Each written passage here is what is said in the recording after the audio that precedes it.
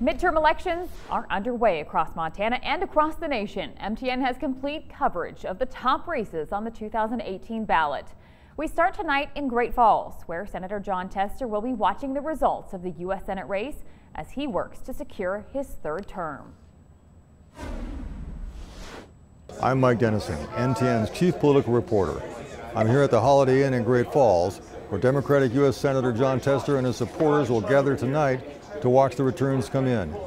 Senator Tester has had a very well-funded campaign, but he's trying to overcome more than $22 million in outside spending against him, as well as 4 visits to Montana by President Trump to campaign against his opponent, Republican State Auditor Matt Rosendale.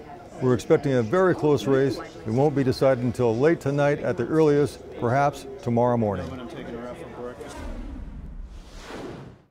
I'm Jonathan Amberian at Matt Rosendale's campaign headquarters in Helena.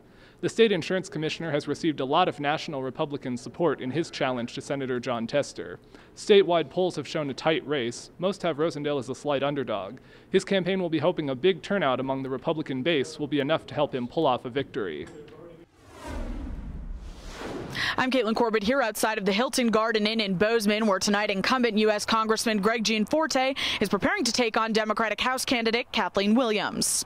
Our Montana State University MTN News poll shows Gianforte with a 7.5-point lead, but he's been campaigning as though the race is tight. He's echoed many of President Trump's sentiments, like the low unemployment rate, and appeared with the president at rallies across Montana. The poll's close tonight at 8 o'clock, and we'll be back here with live coverage.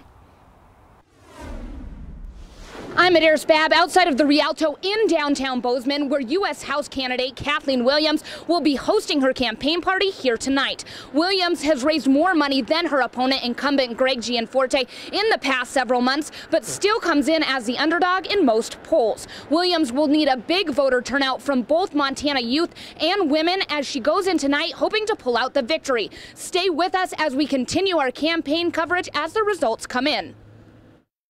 Montana Secretary of State Corey Stapleton believes today's election will be one of the largest voter turnouts for a midterm for the state.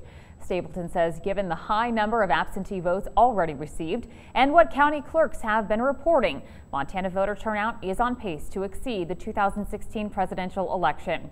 The Secretary of State credits the high turnout with this being the first vote since President Trump was elected and Montana having several heated races and initiatives on the ballot. All votes are hoping to be accounted for by midnight, but ultimately clerks will be making sure that votes are counted correctly rather than quickly. Stapleton added that he believes the nation is going to be watching Montana tonight. Be sure to tune in this evening for complete Decision 2018 coverage. We'll have reports from all of the major campaign headquarters at 5 and 6, followed by national returns from NBC News at 7. On CW Montana, the MTN 9 o'clock news brings you the statewide picture. Then on the news at 10, we'll have a closer look at your regional coverage. We'll also be updating you during programming throughout the night. And of course, you can follow us online as well as on the free KTVH News app.